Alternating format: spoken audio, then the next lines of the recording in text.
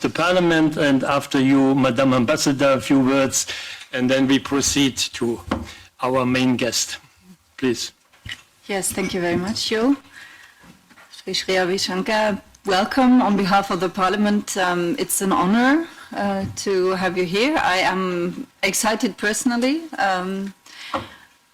I haven't had the opportunity to hear you yet, but everything I've heard from you and about you is making me very excited towards this meeting. I'm very pleased to welcome Her Excellency once again, a regular guest in our house, who is a great ambassador for her country towards all of us, I think. I remember the last exhibition that we opened together with Nina Gill also. And I think the topic that you have chosen is an extremely interesting one. Conflict solving, in any sense, is a subject that is important for all of us on different stages. I've experienced it as a judge, as a minister in government, as a parliamentarian, and I'm very curious to hear what we can learn from your experiences. And I think most of the guests who are here know more than I do, so I will leave it to these few words of welcome. Welcome again. Thank you. Yeah. Thank you, Katharina. You are as well member of the delegation to the Republic of India, so you will see and hear more from Sri Sri and the wisdom of this country in the coming years. Yeah, Your Excellency, you are a guest of this house very often, please. Your Excellency, Mr. Joe Leinen, thank you for your warm words. Your Excellency, Mr. Jeffrey Van Orden, Mr. Alois Paterle, Madam Parliamentarian, dear friends of India, Madam Katharina Vale, Excellencies, ladies and gentlemen, it's a privilege for me to join our esteemed hosts in welcoming Guruji, Sri Sri Ravi Shankar ji this morning. I'd like to state at the very outset what a very special occasion this is to have our esteemed Guruji, Sri Sri Ravi Shankar ji, visiting this august institution. When I first came to Brussels and to the European Parliament, I was not surprised when many honorable members of the Parliament, the European Parliament, told me of their long-standing association with Guruji. Sri Sri Ravi Shankar ji is not only an inspiring global personality, a revered spiritual leader and teacher. As founder of the Art of Living Network, he's touched the lives and motivated more than 450 million people across the globe. And his work and across the continents has been recognized and celebrated in the form of awards and titles bestowed upon him by governments, academic institutions, and people, ordinary people from US, Brazil, Canada and the West, Sri Lanka, Russia and Mongolia, and many, many countries in between, and of course in his motherland, India. In 1986, Guruji was accorded, when he must have been a very, very young man, the title of Yoga Shiromani, which means Supreme Jewel of Yoga, by the President of India. Again, 3 decades later, in recognition of his work, in January 2016, he was conferred the Padma Vibhushan, which is India's highest civilian award by the President of India. And I must tell you that the power of Sudarshan Kriya that Guruji acquired after deep meditation in the magical Shimoga Hills region of Karnataka in southern India, that I know well from my own childhood, that has been transmitted by him to his followers, who say that this unique technique, breathing technique and yoga technique, has changed their lives. Notwithstanding his highly elevated state of spiritual consciousness, Guruji has not delinked himself from the everyday world around him. He's channelized his perceptions to contemplating and addressing also the challenges that the world faces today at the global, regional, community, national, even individual level. Guruji's prevailed upon perpetrators of armed conflict in places from Kashmir to Syria, Iraq, Colombia, Ivory Coast. He's prevailed upon them to pursue the path of peace. In India, Guruji has been approached equally by captains of industry, leaders of our different diverse peoples, and even just very simple people who seek his views on the myriad problems that confront our vibrant democratic society. And they ask him to help mediate, to resolve these issues. And that is one of the reasons why the timing of today's event is an opportunity to hear from him. It is such a perfect timing because he has just arrived after the momentous ruling of the Supreme Court of India on a long-standing land dispute over a very specific place of worship in Ayodhya in northern India. That has remained till now a most delicate issue, which has been claimed. This venue, this very holy site, has been claimed by two different religious communities, communities of two major religions in India, and it was so sensitive that it couldn't be resolved for over 500 years. And Guruji was requested by former Prime Minister of India, Mr. Shri Atal Bihari Vajpayee ji, in 2001, and most recently by the Supreme Court of India, to be a mediator in this issue, to meet all the parties and help to bring them together to a solution. And thus, Sri Ravi Shankar ji undertook a series of meetings with leaders of both the communities, all the stakeholders. In 2003, he had proposed a three-option formula for an out-of-court settlement based on principles of peace, forgiveness, and compassion. And after that, he was part of a three-member mediation panel appointed by the Supreme Court of India a little earlier this year to seek an amicable resolution of this dispute.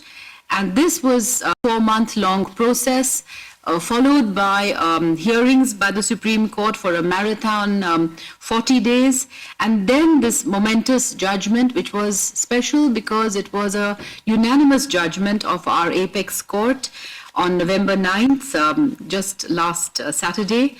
And it's important for me to state that Guruji is one of, just like the rest of India, who welcomed the verdict, stating that it was fair and that it was balanced.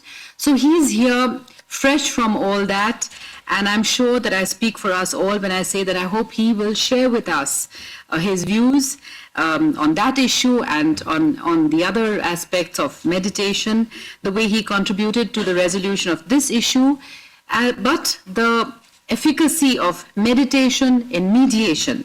With these words, I'm very, very happy on behalf of the Embassy of India and on behalf, I know, of many of you to welcome Guruji, Sri Ravi Shankar ji, and to wish him a most pleasant stay among us in Brussels.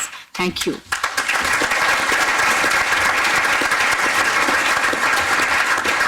Who better than the ambassador of the Republic of India could tell us about Sri Ravi Shankar? Now we know already a lot about you. Certainly not everything, but a lot. Thank you, Your Excellency. As I understood, we get a few slides before Sri takes the floor. If technology helps us, is that with, so no slides. Okay, then I think Ambassador has introduced quite excellently, and I just want to say there is so much hate, so much conflict, so much fundamentalism in this world that we absolutely need capacities and personalities to overcome these conflicts internally in our societies as well as internationally.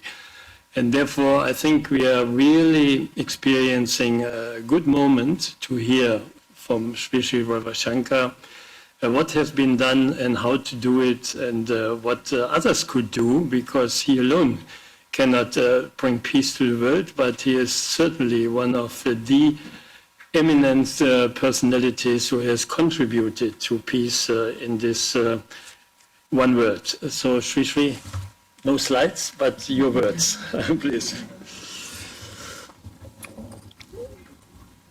Madam Vice President of European Parliament, dignitaries on the dais and off the dais. Now, mediation and meditation. What is the relationship between mediation and meditation? What is meditation and what is mediation? Let's just ponder on these two issues. Meditation is calming the mind down, going to the source of thought. Meditation is not an action, it is a deep conscious relaxation, which is the basis of all other actions. Now, what is mediation? Mediation is being neutral and giving space for two communities or two parties which are in conflict with each other. When all communication breaks down between two parties, the role of a mediator comes up there. And what is the difference between just giving a judgment and then a mediator? I would say it with an example. Say judgment is, say, suppose two parties or two persons are fighting for an apple. Judgment is, I cut the apple into half and give them both. Mediation is, I don't take any decision. As a mediator, you simply facilitate people coming together. So, as mediator, I would give the knife to one person to cut the apple, and the choice of choosing which part of the apple should go to one is to somebody else. Is that clear? So there is an apple, and if I cut it and say, then always there will be a bickering. One party will say, no, I got less. Other party will say, I got more. But if I give the choice of cutting to one person and choosing to someone else, the one who cuts the apple will cut it in just, and the person who chooses he knows. So this attitude of allowing those two parties to come together and rebuild the lost trust is very, very difficult, very challenging and very difficult. But it's not impossible.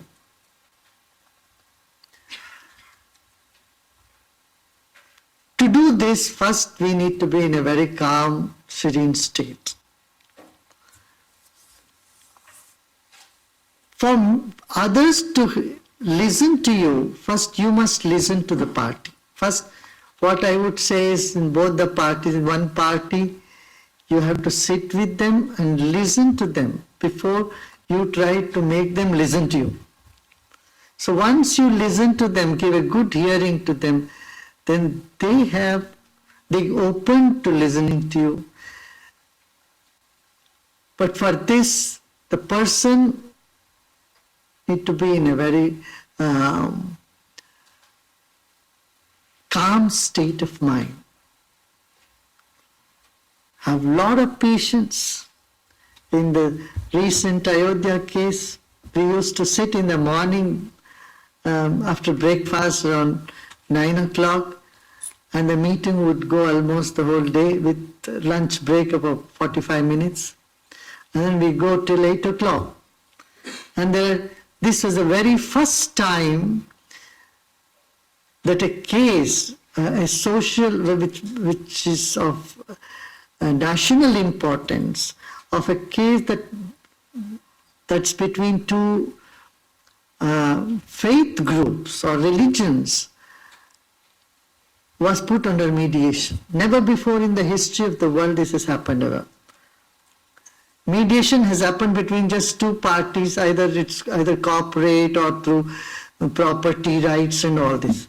Not on an issue as big as this, which has changed the history of a country, of the largest democracy, that's India. So there were 25 parties, and we had to hear every one of them. And there is no time limit, because we cannot tell them, you shut up, or finish it. Because then they will go and complain, say, we have not been heard. So we have to have a patient hearing of them the whole time. Sometimes it could be same repetition. People would come up with, in 1528, Babur came to India as an invader. They'll start from there. But you have to simply be attentive and listen to them. When you listen to them, then what we found in this, with the other honorable judges with me, honorable judge and the most respected Sriram Panchu, who was another member of the committee, what we found that the people are so willing. They're willing to cooperate. They're willing to consider others' point of view. They are willing to move ahead for the betterment of all.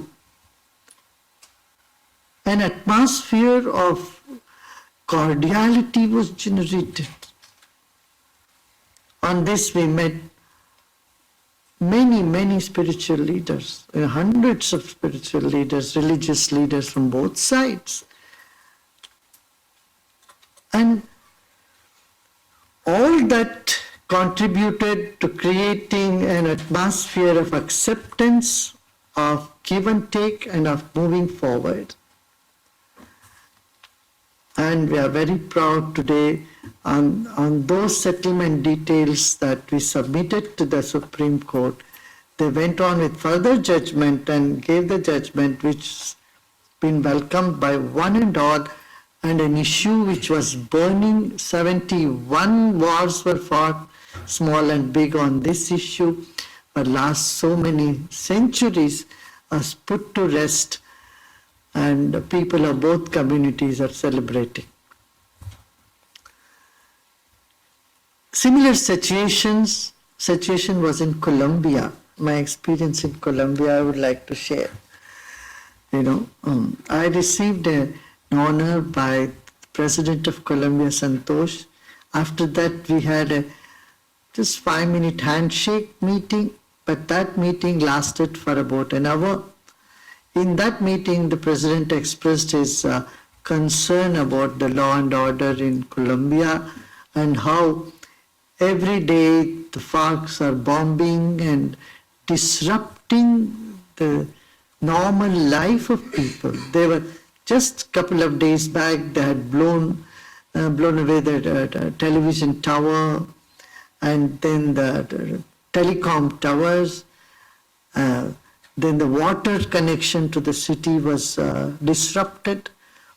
So he said, it looks like there is no other option than military option. And he said, people have agreed, US has agreed, other countries have agreed, but it is paining me to take that option because many lives will be affected. Nearly 40,000 lives will be affected. Sometimes I go with a little more imagination. I said, sometimes it could be crazy imagination as well. But when I said, no, why don't I go to Cuba and try out, talk to these people? Santosh said any help is welcome, but he was not very convinced that it would work. So the next day, we took a chartered plane, me and few Spanish-speaking teachers of Art of Living, and my sister, of course, was with me. We landed in Havana, Cuba, and when we went there, the FARC leaders were very reluctant to meet with us.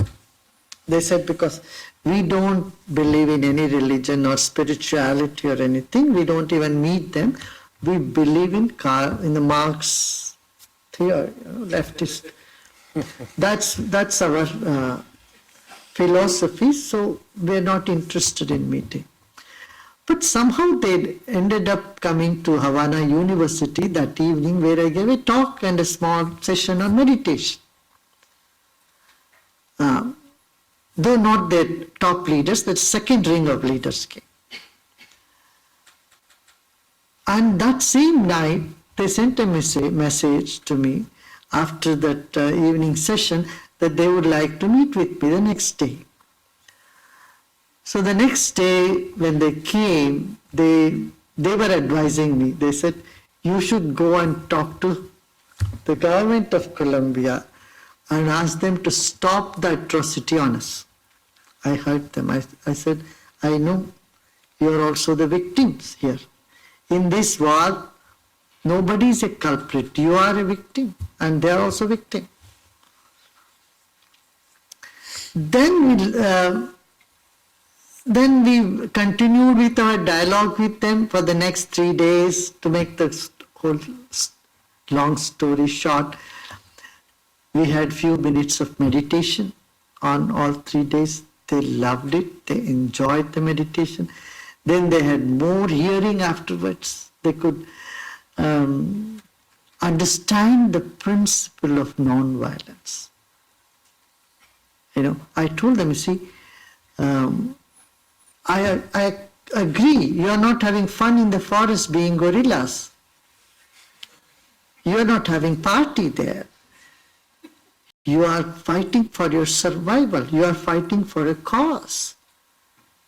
All that you want is social justice, right? I said, yes. We are with you. I am with you. And I tell you, the entire world will be with you if you are fighting for social cause, but if you follow the path of non-violence, only then. The means that you have adopted to achieve your goals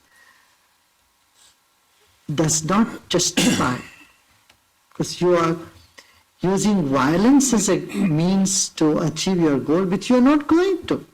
Told them, why don't you try the principle of non-violence, Gandhian principle of non-violence, just for once. For 53 years you have tried the other route and it has not worked.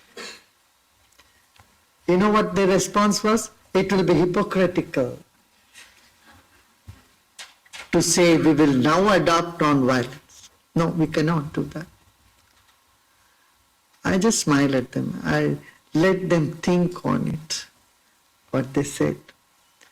But then we went to Indian embassy there, and they followed me to the Indian embassy, and we had a meditation session. We had 20 minutes of meditation. Next morning, the same FARC leaders came on a press conference with me and unilaterally declared ceasefire and said they will adopt the Gandhian principle of non-violence.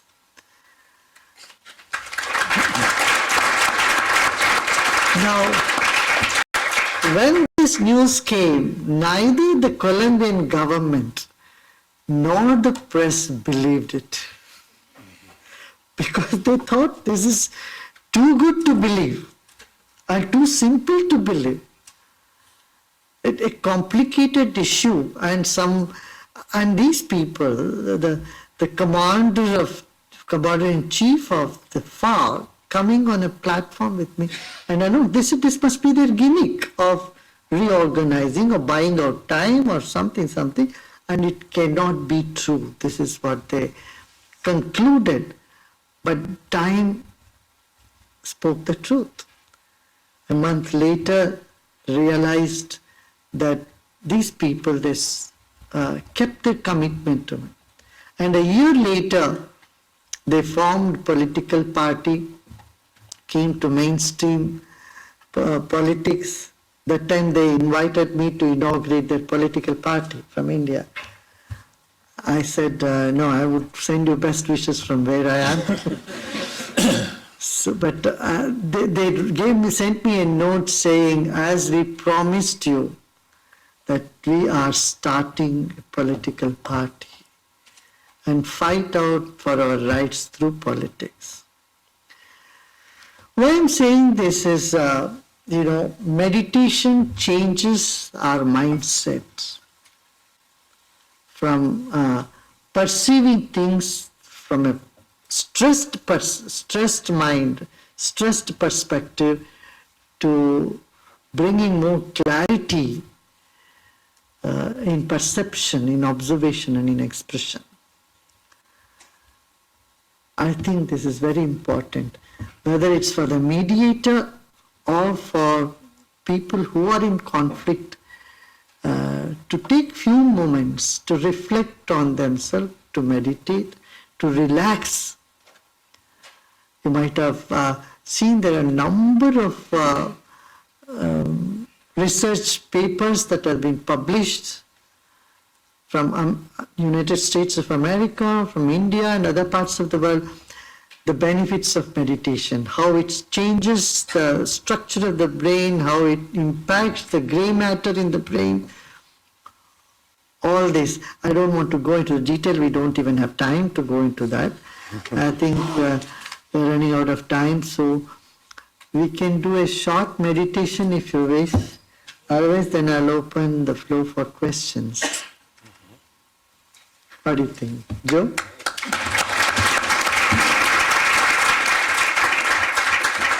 Yeah, great. I think we learned about mediation. I like that example, not to cut the apple with the knife in your hands, but to give the knife to the conflict partners. But that works only if they have a calm mind, otherwise they kill themselves with the knife. So you need meditation to calm the mind.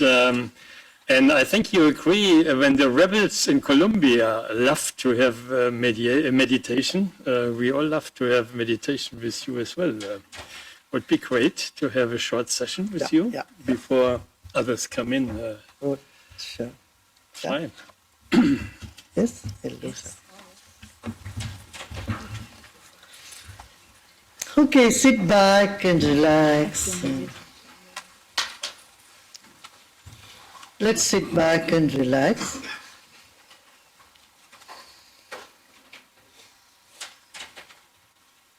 And let's keep our eyes open to 30 degrees. That's you're almost looking to the floor or the table in front of you. Keep your eyes open.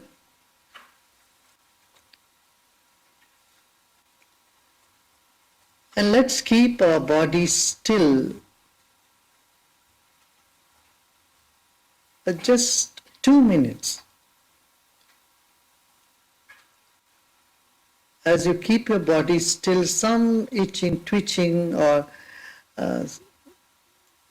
some movements may happen.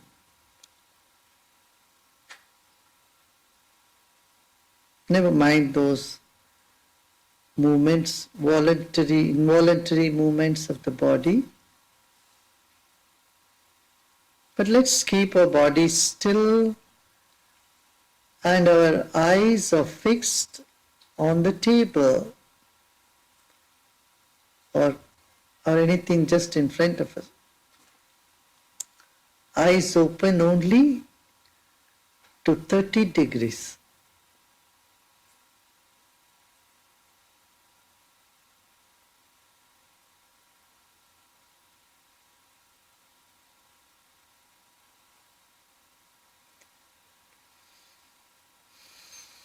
As we do this,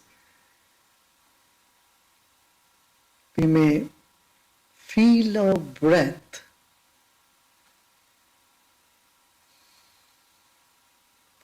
Let's take a deep breath in and let go.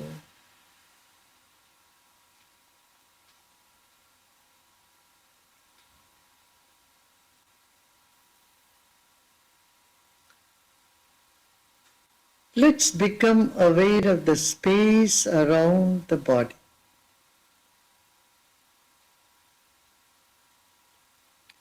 And the air around the body.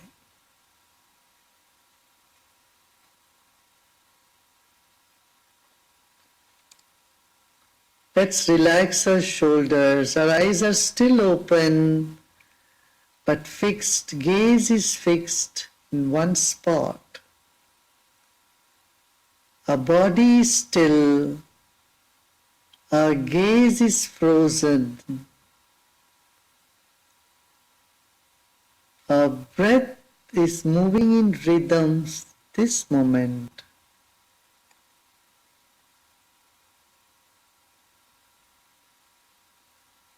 Now you may gently close your eyes.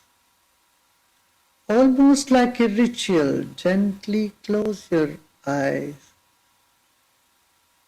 And keep a big smile on your face. Let's keep a big smile on our face.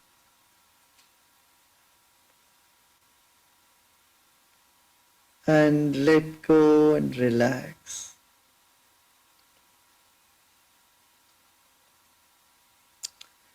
Though our eyes are closed, our mind is right in front of the face, in front of the body.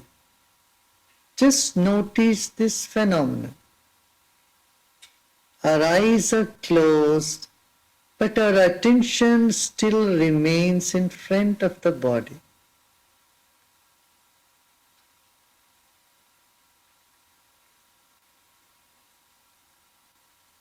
Let's pull our attention back on our whole body.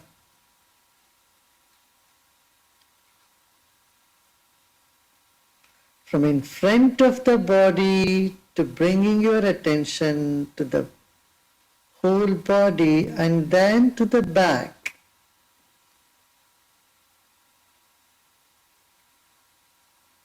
Let's bring our attention to our back.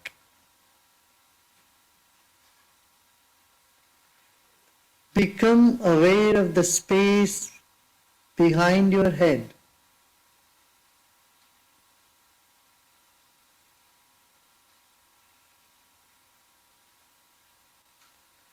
Just feel the air there or the space behind your head.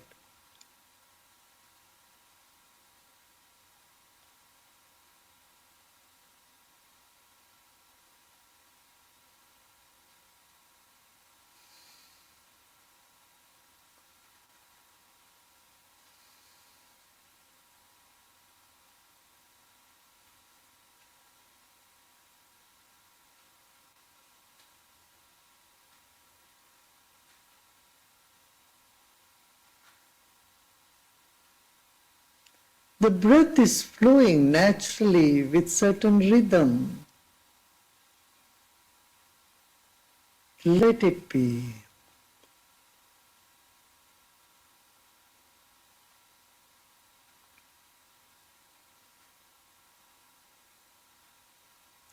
Let it flow.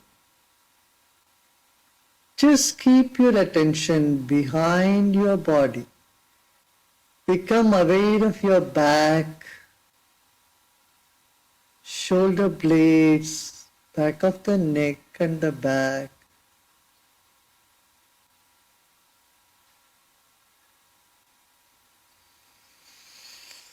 And another deep breath in. Let's breathe out and relax our shoulders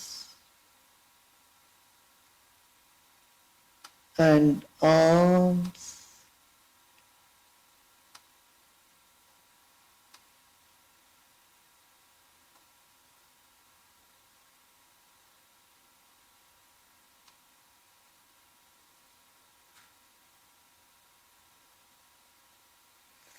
Let's become aware of the space in the center of our chest.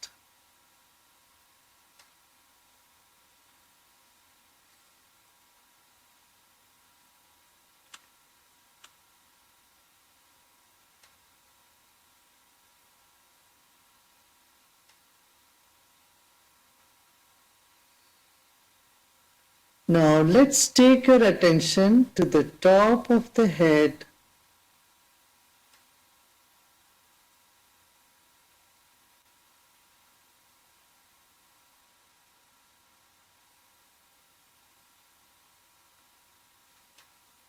And let us become aware of the empty space above the head.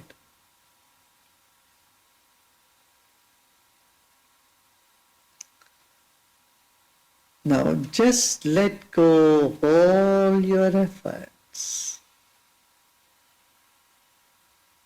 This moment is nothing to do and nothing to do either.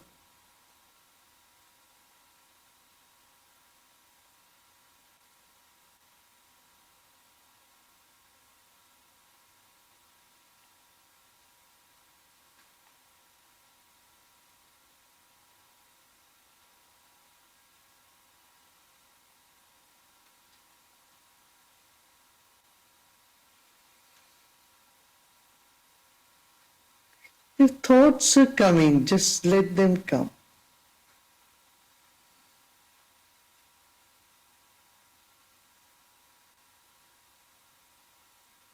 This very moment, there is nothing to do and nothing to know either.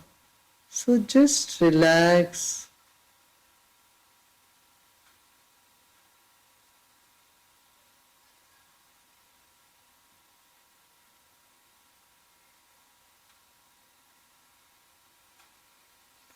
Become aware of the space in this entire hall and let go.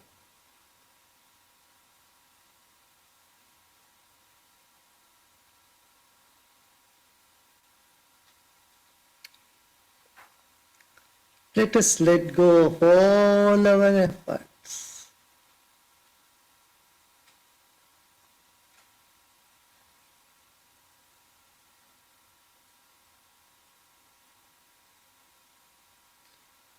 Our body is still this moment, and the mind is expanding. Our consciousness is expanding on all sides.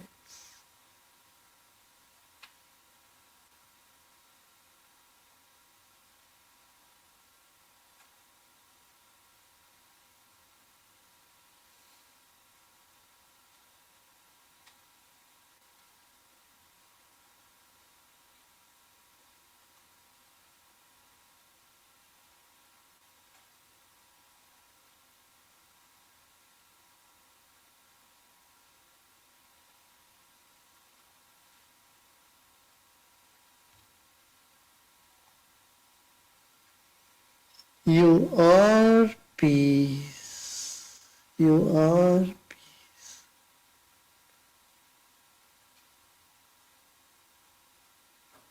Om Shanti, Shanti, Shanti. You are peace. Let go of all your efforts.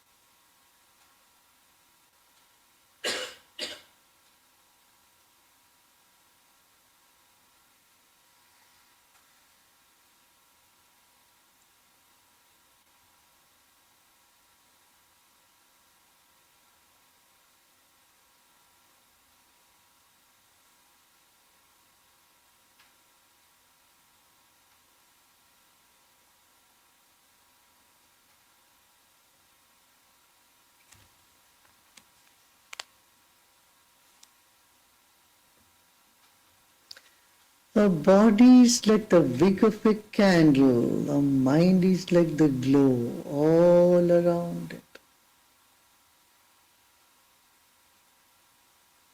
As the body is still, the mind expands. Let it happen.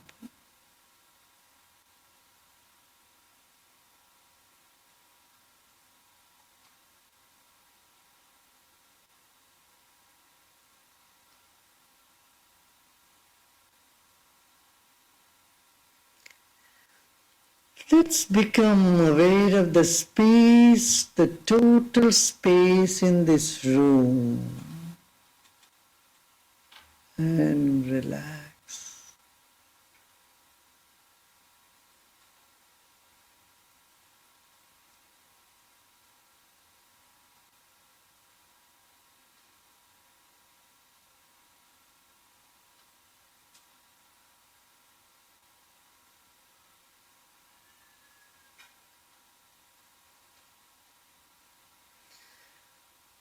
Another deep breath in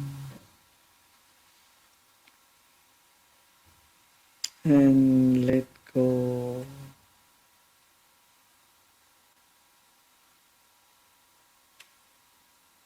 And become aware of body and surroundings.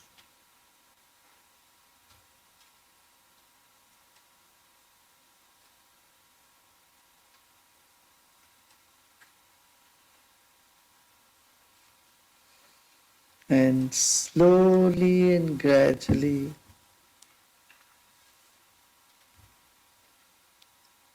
you may open your eyes.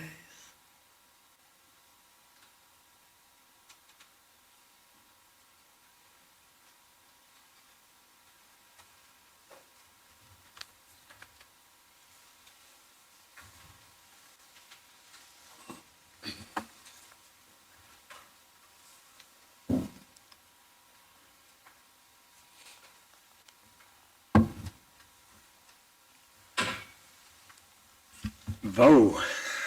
How do you feel? Great? Better.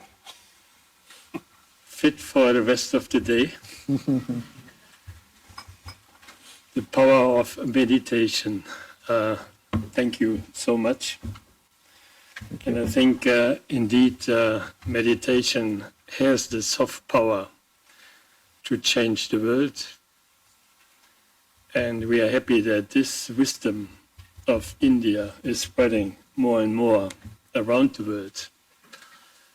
And as you said, so many meetings with the 100 and more communities in India, with the rebels in Colombia, with other conflict partners in Venezuela, and more, I think you really deserve the highest prize, and this is the Nobel Peace Prize one day.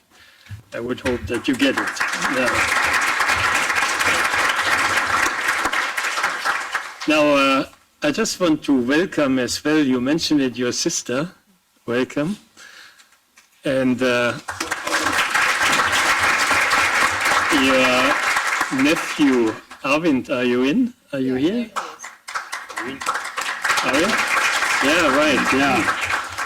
Then all the others, I just mentioned Rachita Kulkarni, the president of the World Forum for Ethics in Business, president of the Sri Sri University in Orissa, a university that gets all the awards that India could give because the students are so excited about what they are doing. And then, of course, the people I know, I must say, and all the others, Ewald and Christoph, you are pillars of organizing such trips. Yeah. So I will not forget all the others, but I stop here because we might have some reactions. And Alois, if I start with you, former Prime Minister, you know Sri Sri, comments, and then I think we have a little time for questions and answers later. Thank you very much, dear Guruji, dear friends from India, dear, I would say, colleagues, despite the fact that I'm former MEP. Ladies and gentlemen, I'm happy to sit again with you. And here we are in a political house of decision making, where when we judge and when we decide with majority.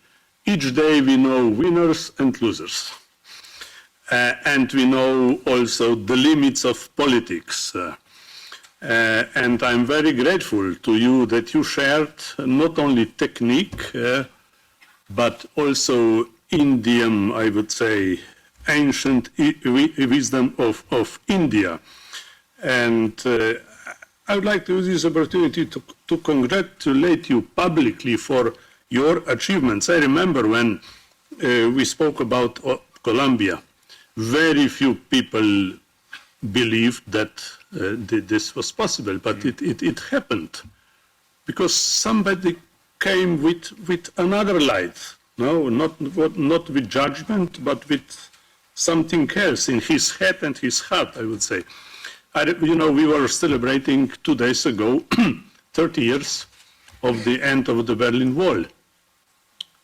I experienced in my own country only 10 days wars, which we were attacked after we proclaimed independence of Slovenia. So for me, 10 days is enough, no? Sasifi. No? And I know what war means. And today we are again on many places of this world facing very tense situation. 1 year ago, I met a very known general from a country who told me, Mr. Peterle, I'm expert for war, and I think we are approaching a new war, not just a conflict, but a war. And he is not the only one who thinks we might face one more bigger war. So, and I think this is one of the reasons why we have to do the best in order to avoid such developments, to have peace. And I think that only people who have peace in themselves can influence peaceful developments. And I remember when I met Guruji for the second time, it was in Bangalore, he said, I think I will quote you. Okay. You said, I'm not interested that much in religions or cultures. What I like is spirituality. And there is a big difference because religions and cultures can even overshadow the main messages of founders of big wisdom, let's say so. And I'm really pleased that you share this with us. And I was also member of Indian parliamentary delegation to India, and I was together with other colleagues. And it was, I'm always happy when I see how many, I would say, spiritual similarities are there between Indian culture and European culture, no? And I think that we are coming together, I would say, when we think about the concept of human dignity, no? Nobody has bigger or longer dignity. We are one-to-one with our dignities, no?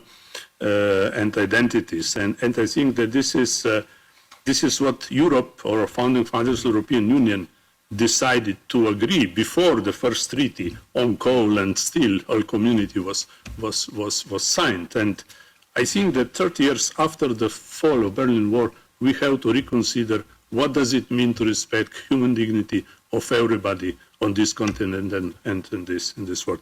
I think it's enough from my side. Thank you.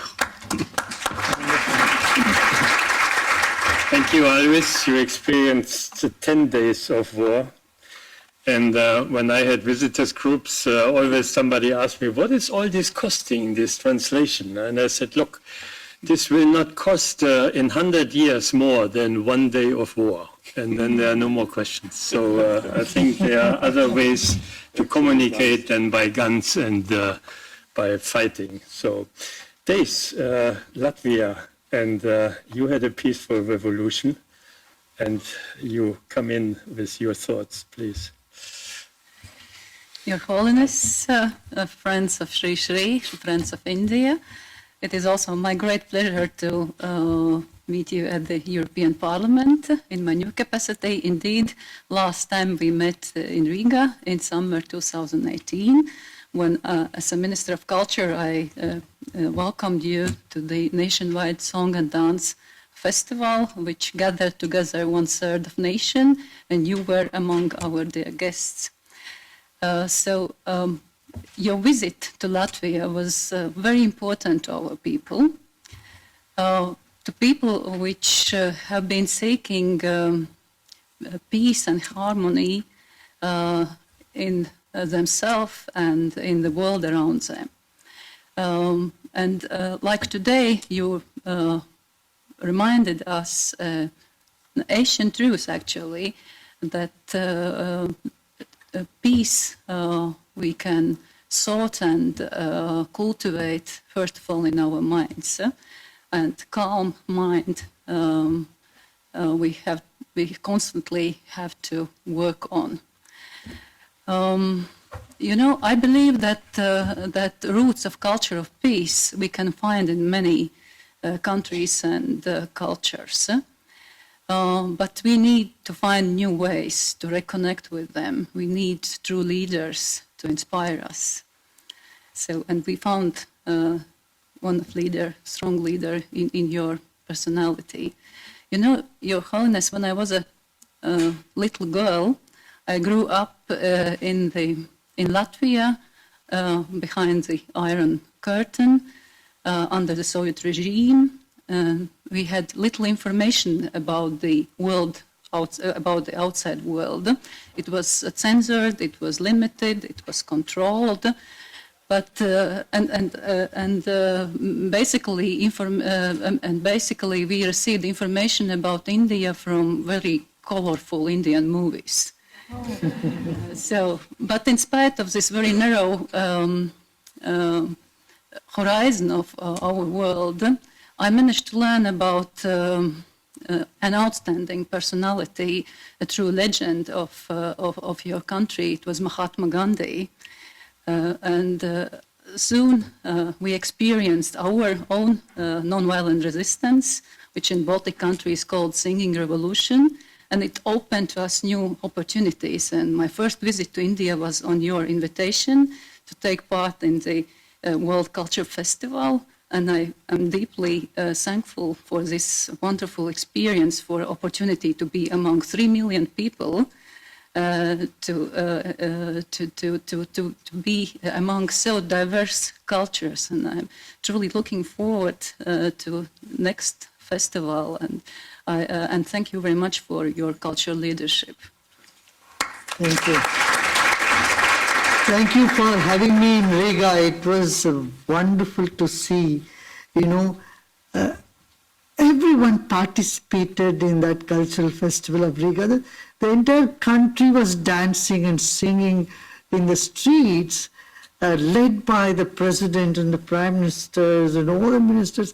It was a feat. I mean, it's something that can be emulated by every country. Then there'll be very little stress in the world, I think. Yeah, that's true. Jeffrey, you have a lot of experience with India and the spirituality. You are follower of Sri Sri. Exactly. I mean, as a politician, of course, one might be used to addressing a few hundred people. And I remember when I was invited to Berlin, to the Olympic Stadium there, to address 60,000 people, which I thought was remarkable, only to be followed a couple of years later in Delhi by addressing an audience of millions, which was quite remarkable.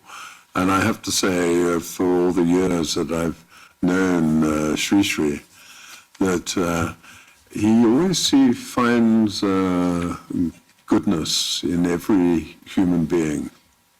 And he engages with some very notorious leaders around the world and makes them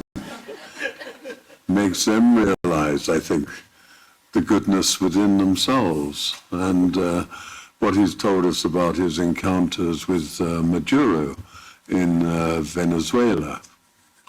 And the way Maduro said, you know, something's going on in my head since I've been talking to you. And then at Sri Sri's behest, he released the political prisoners and started adopting a new approach. I mean, this is quite remarkable. I met Kashmiri militants at Sri Sri's ashram. People engaged in the most intense conflict and bitterness somehow or other find a new approach in life. And so there's this great spirit of optimism. I think you have a great optimism about the human spirit and the human nature, and you find that in everybody. So thank you, Sri Sri. Thank you. Yeah, we would wish that you have a chance to make a meditation session with Trump, Putin, Xi Jinping, Kim. The world would be so easy and cost nothing, but I don't know whether the moment will come. Yeah. Anyway, I think we have some 10-15 minutes for anybody who wants to contribute, if you like to come in.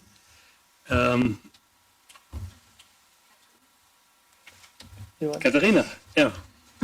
Thank you. I didn't ask for the word, but of course, if I get it. It was my first experience with you now. I'm the only one on the panel, and I'm deeply impressed and touched.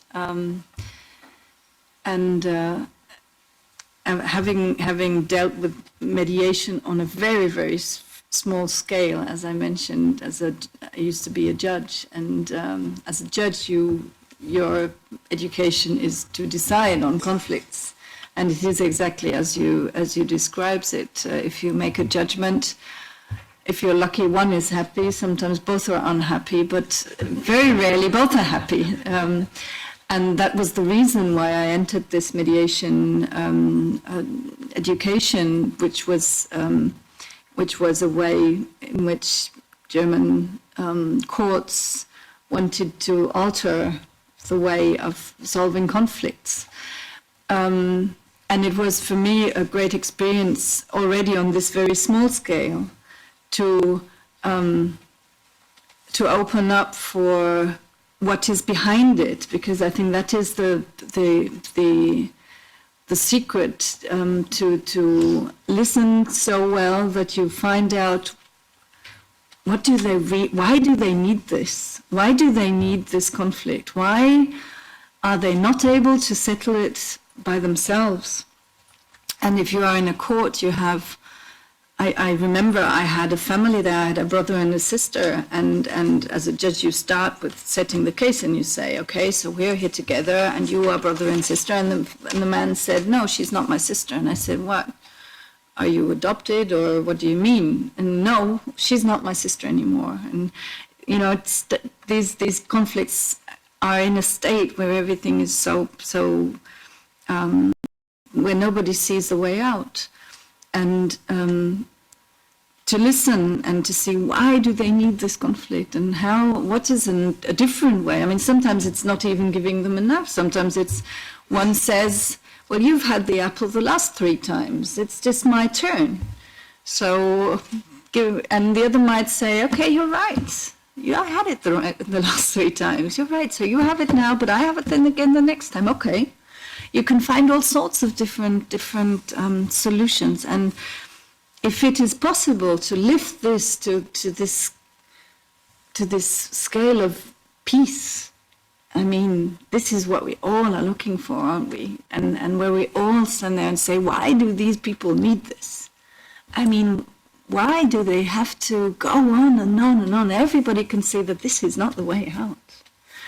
And if you have found a way out, I mean, I would really get into this, because obviously you have convinced so many people, and I really want to learn more, and I'm very impressed and touched. Thank you so much.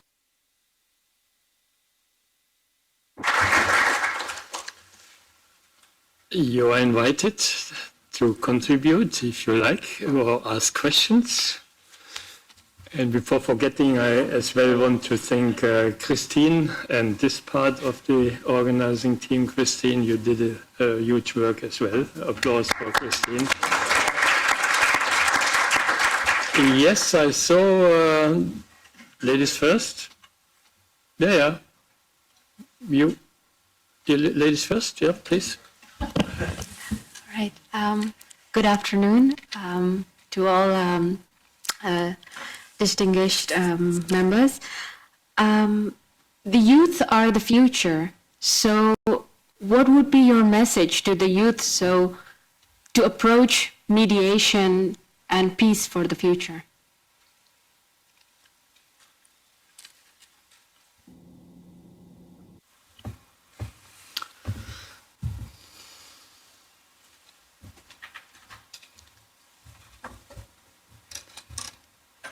Youth, first of all, they should realize they are youth. Many times youth, when they get into conflict, they think they become very old.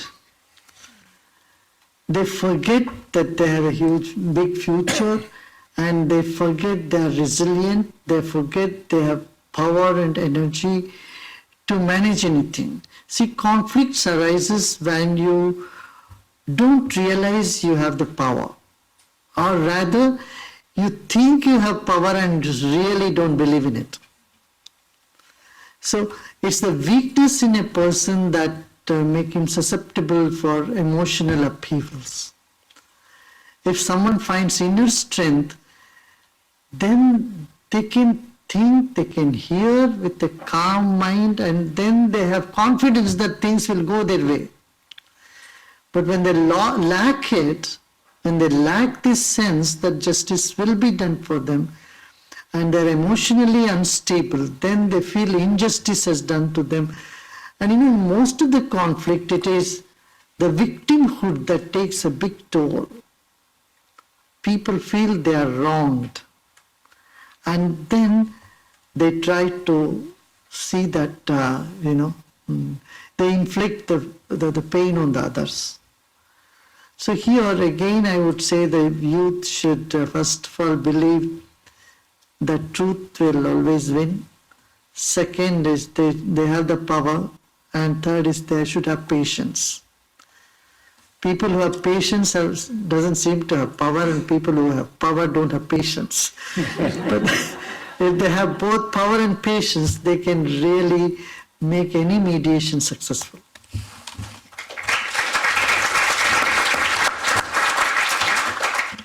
Yes, please.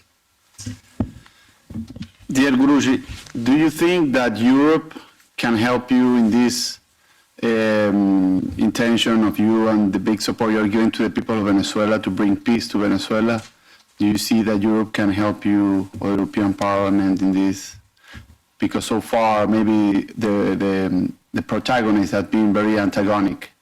The US against Maduro, and Latin Americans against Maduro. There is no neutrality in this terrible situation. By the way, I'm from Venezuela, living in the exile. Thank you. Guruji.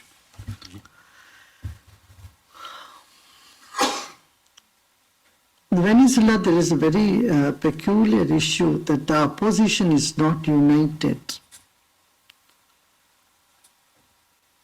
So, even if you have to transfer power from one side to another side, but there has to be somebody there.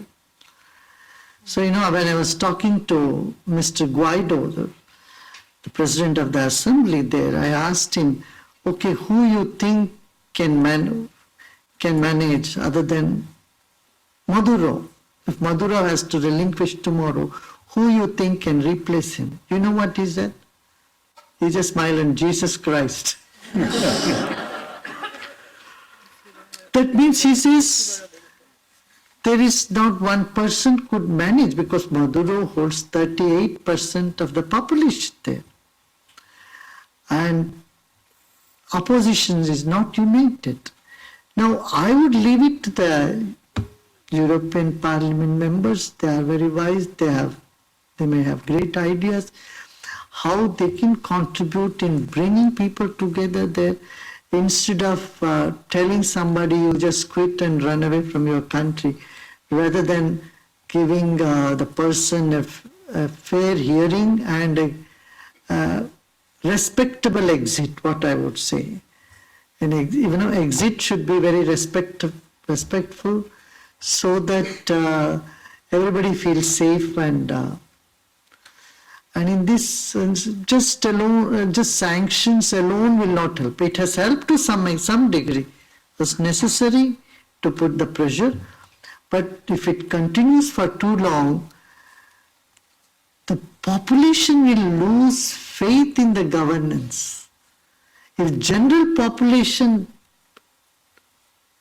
lose faith in the politics, in the political system, then the country will plunge into chaos which nobody will be able to control. No other leader, any leader coming any time will be able to do anything. So it is high time that international community takes look at this and not allow this human suffering go too far, and quickly take some action in bringing parties together and avoid this chaos of uncertainty for the people.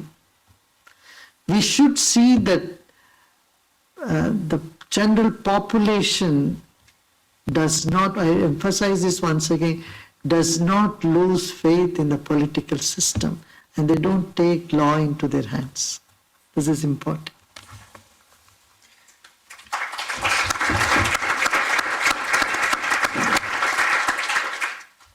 Okay.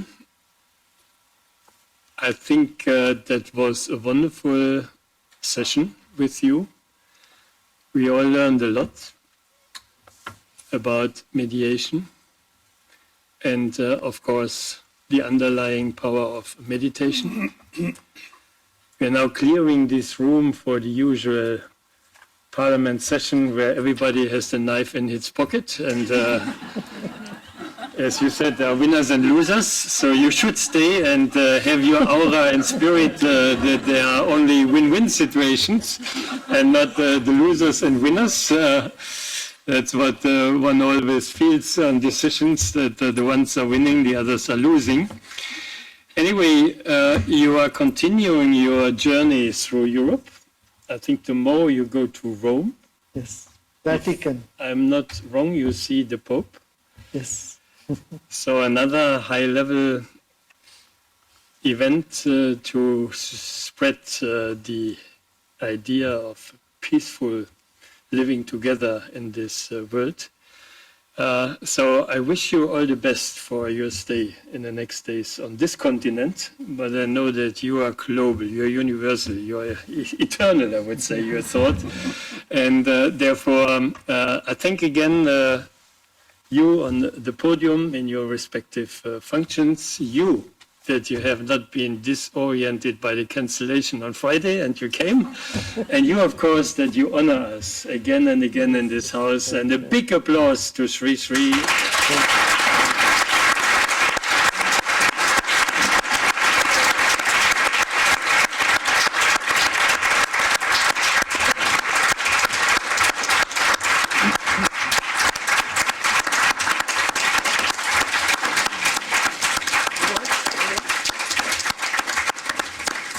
Okay, have a nice day and a peaceful future. Thank you.